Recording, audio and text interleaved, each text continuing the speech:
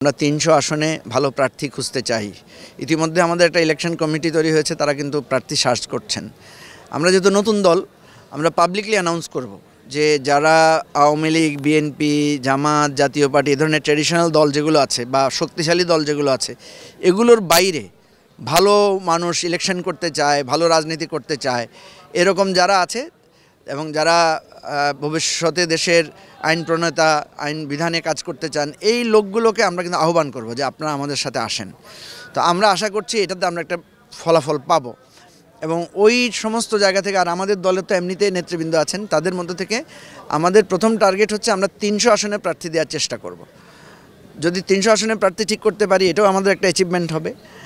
আর এটা তো সত্য, আমরা নতুন দল ইলেকশন করেই খুব ভালো করে ফেলবো এরকম না, হয়তো কিছু পার্টিকুলার আসনে আমাদের ভালো ফলাফল করার সম্ভাবনা আছে। এর বাইরে দুটো জায়গা থেকে জোটবদ্ধ হয়ে ইলেকশন করারও একটা পসিবিলিটি আছে আমাদের।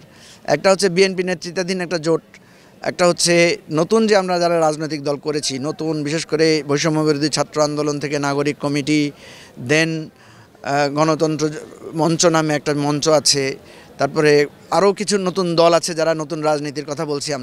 আমরা নিজেরা মিলে একটা অ্যালায়েন্স করতে পারি। নির্বাচন এবং প্রেসিডেন্সিয়াল ডিবেট এগুলোকে অনেকে ব্যতিক্রম বলছে, কিন্তু আসলে আমি যেটা মনে করি এটা ব্যতিক্রম কিছু না। এটা আমাদের কনস্টিটিউশন প্রভিশন আছে যে যিনি চেয়ারম্যান হবেন তাকে কাউন্সিলরদের ভোটে ইলেক্টেড হয়ে আসতে হবে, যিনি সেক্রেটারি হবেন তাকে ন্যাশনাল এক্সিকিউটিভ কাউন্সিলের ভোটে নির্বাচিত হতে হবে, আর ন্যাশনাল এক্সিকিউটিভ কাউন্সিলের মেম্বার যারা, তাদেরকে সেন্ট্রাল কমিটির মেম্বারদের ভোটে নির্বাচিত হতে হবে। তো এইটা আসলে যেটা হয়েছে যে গঠনতন্ত্রে আছে, কিন্তু অনেকে এটা প্র্যাকটিস করতে চায় না বা পারে না। আমি পারে নাই বলবো, কারণ দলগুলো যখন বড় হয় তখন এই গণতান্ত্রিক জায়গাটাকে অনেকে ভয় পায়। কারণ আপনি জানেন গণতন্ত্রের একটা চ্যালেঞ্জ হচ্ছে যে এই যে ভোটাভুটি, নেতাদের মধ্যে দলাদলি তৈরি হয়, গ্রুপিং তৈরি হয়, একজন আরেকজনের বিপক্ষে বলতে হয়, ভোটে দাঁড়ায়। এই জিনিসটাকে অনেকে দলের ঐক্যের জন্য ক্ষতি মনে করে। এই জন্যই আপনার কাছে এটাকে ব্যতিক্রম মনে হচ্ছে, কিন্তু এটা আসলে স্বাভাবিক হওয়ার কথা ছিল।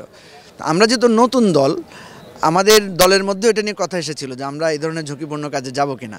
কারণ দেখেন আমাদের এখন 3 জন প্রার্থী, আমরা তো ভোট চাইতে গেলে তো স্বাভাবিক আমাকে আমার নিজের গুণের কথা বলতে হয়, আর আরেকজন প্রার্থী যিনি আছেন তার বিপক্ষে কথা বলতে হয়। এভাবে কিন্তু দলের মধ্যে একটা বিভেদের ছোটো একটা স্বরূপ তৈরি হয়। তো এটাকে অনেকে মনে করে যে দরকার কি, তাহলে এত জটিলতায় যাওয়ার দরকার কি, একটু আলাপ আলোচনা করে নিজেদের মধ্যে আপোষ রফা করে একটা নেতৃত্ব তৈরি করে নিতে হয়।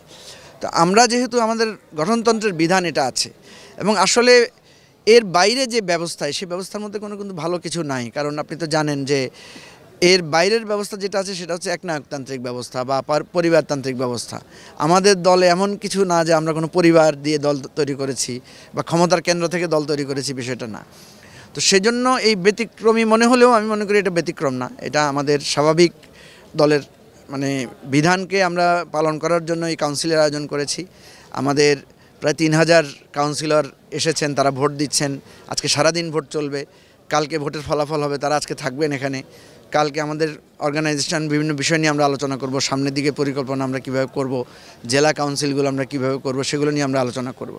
তো এই চ্যালেঞ্জটা মোকাবেলা করে এইরকম একটা গণতান্ত্রিক পদ্ধতিতে ভোটাভুটি করে দলকে যদি ঐক্যবদ্ধ রাখা যায় এবং এই কালচারটাতে সবাই যদি অভ্যস্ত হয়ে যেতে পারে, তাহলে এটা আমাদের জন্য একটা বিরাট বিজয় হবে আমি মনে করি। এবং দল এই শক্তি নিয়ে এগিয়ে যাবে, এবং শুধু এটা দলকেই লাভবান করবে না, এইটার ছাপ কিন্তু রাজনীতিতে পড়বে।